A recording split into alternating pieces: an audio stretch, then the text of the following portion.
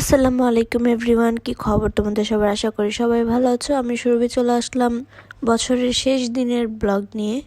বিকাল বিকাল আমি আর তোমাদের ভাইয়া রেডি হয়ে গেলাম। এখন যাব আমাদের বাসায়, কারণ আজকে আমাদের বাসায় পিকনিক করা হবে। আমাদের বাসার মেম্বার, তারপর আমরা, আমার ফুপুরা, তারপর আমাদের বাসার আন্টিরা, সবাই মিলে মোট 30 জনের মতো হবে আর কি। তো সবাই আর কি পিকনিক খেলবে। তো বাসায় এসে দেখি বাসায় কেউই নেই, শুধু আমার আম্মা জান আছে আর সামরিন আছে। তো আয়াত এখন তার টেন্ট হাউসটা নিয়ে খেলা করবে। আর মাশাল্লাহ আমার আম্মা জান আজকে নতুন জামা পরেছে, তাকে খুব সুন্দর লাগছিল মাশাল্লাহ। তো আমি ওকে জিজ্ঞেস করছিলাম তো বাসার সবাই কোথায়, সে বলছিল ওই যে উঠানের ওইখানে। পরে তোমাদের ভাইয়া এখানে বসেছিল, আমি আসলাম একটু এখানে দেখার জন্য যে সবাই কি করছে। এসে তো দেখি সবাই রান্না বান্নায় ব্যস্ত। এক চুলায় ডিম রান্না করছে, আরেক চুলায় মুরগির মাংস, যেটা কক মুরগি, শক্ত মুরগি যেটা, সেটা রান্না করছে। এখানে হাঁস কেটে ধুয়ে পরিষ্কার করে রেখেছে। আর ভাবি আর আমার এক আপু এখানে বসে বসে ধনিয়া পাতা বাছতেছিল। পরে আবার আমি বাসায় চলে আসলাম, ভাবিকেও ডেকে নিয়ে আসলাম। আমরা দুজনে একা একা বসেছিলাম, ভালো লাগছিল না। তো এখানে বসে বসে ওদের খেলা দেখছিলাম। আর আমি আজকে একটু টিপটাপ করে এসেছি, কারণ আমার খুব মন চাচ্ছিল লিপস্টিক দিতে। তো আমি একটু লিপস্টিক দিয়ে এসেছি, এটা আমার নতুন লিপস্টিক, তোমাদের সাথে পরে শেয়ার করব। পরে ভাবি নাস্তা পানি দিল, আমাকে ডিউটি দিয়ে গেছে যে কমলা ছিলতে, আর ভাবি গিয়ে চা বানায় নিয়ে আসলো। আমি তো এখন চেষ্টা করছি কম কম চা খেতে, তাই আমাকে অর্ধেকটা দিয়েছে, আমিই বলেছিলাম দিতে। আর যে আমাদের ভাবি, সে আমাকে মানা করছিল ভিডিওটা দেওয়ার জন্য, কিন্তু ভাবিকে এমনিতেই সুন্দর লাগছিল। তো এই যে আমার আমাজনের কাণ্ড তো দেখলাই। এরপর জেনিফাররা চলে আসলো। জেনিফারের মামা ওর সাথে দুষ্টামি করতেছিল, এই যে দেখেন ভাইয়া মানে কি করতেছে ওর সাথে। জেনিফার এখন এত দুষ্টু হয়েছে যে ও কোলে আসতে চায় না, তাই ভাইয়া এরকম করছিল ওর সাথে। শুধু আজকে মিসিং ছিল আমার কাজিনের হাজব্যান্ড, মানে আমাদের ভাই। পরে আবার আমি বাইরে আসলাম, এসে দেখি আমার বড় আন্টি এখানে হাঁসটাকে সুন্দর করে ম্যারিনেট করতেছে, এটা একদম মেখে তারপর বসাই দিবে। আর এখানে আমার আরেক আন্টি মরিচ ভাজতেছিল ভর্তা করার জন্য। আর ওই যে মুরগিটা যে ওটা ঝোল দিয়ে দিয়েছে। পরে আমি আবার তোমাদের ভাইয়ার সাথে একটু বাইরে বের হলাম, কারণ সবার জন্য একটু পুরি নিব। সবাই যেহেতু বাইরে রান্নাবান্না করছে, তাই ভাবলাম যে সবার জন্য সন্ধ্যার নাস্তাটা নিয়ে যাই।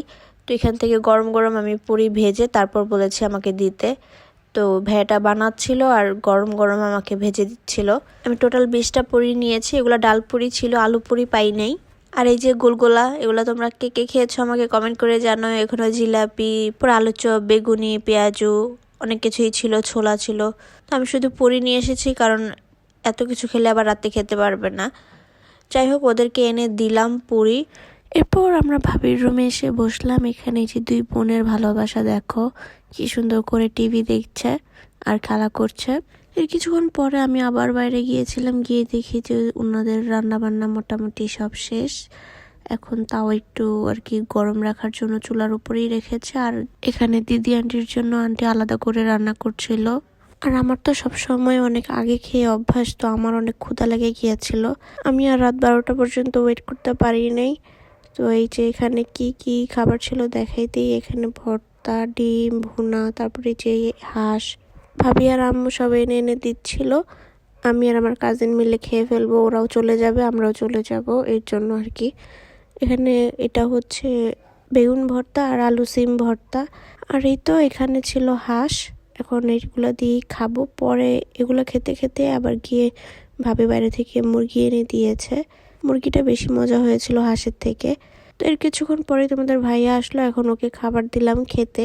যদি সবাই মিলে বাইরে বসে 12টার দিকে খেতে পারতাম তাহলে আরো বেশি ভালো হতো, কিন্তু আমার অনেক ক্ষুধা লেগে গিয়েছিল, যার কারণে খেয়ে ফেলেছি। এখন এই যে জেনিফার ওরা চলে যাচ্ছে, তাই আমাকে বাই বলে যাচ্ছে। আর আমি এখানে আয়াতকে বলছিলাম যে আয়াত আমিও চলে যাব, কিন্তু পরে ও অনেক মন খারাপ করছিল, পরে আর আমি যাইনি। একবারে 12টার দিকে যে এখানে ছাদে এসে দেখি যে আশেপাশে সবাই আতশবাজি ফুটাচ্ছিল। ভাবিও জোর করতেছিল যে থাকো, একদম পরেই যাও, 12টার পরেই যাও। এই যে আমাদের আয়াত একদম প্যাকেট হয়ে ছাদে এসেছে, কারণ আজকে প্রচুর বাতাস ছিল আর ঠান্ডা ছিল। তো এখানে দেখছিলাম সবাই খুব আনন্দ করছিল। পুরাতন বছরকে বিদায় দিয়ে নতুন বছরে পা দিলাম। এই নতুন বছর যেন সবার অনেক অনেক ভালো কাটে, এইটাই দোয়া। সবাই সবার জন্য দোয়া কইরো। আর নতুন বছরে যেন কারো জীবনে দুঃখ কষ্ট না আসুক। 2024 আমার সুখের থেকে দুঃখই বেশি পেয়েছি, আশা করি 25-এ যেন সব ভালো হয়। যাই হোক, বছরের শেষ দিনের ভিডিওটা তোমাদের সাথে শেয়ার করলাম। কেমন লাগলো অবশ্যই কমেন্ট করে বলে যাইও। আজকের ভিডিওটা এই পর্যন্তই, দেখা হবে নেক্সট ব্লগে। আল্লাহ হাফেজ।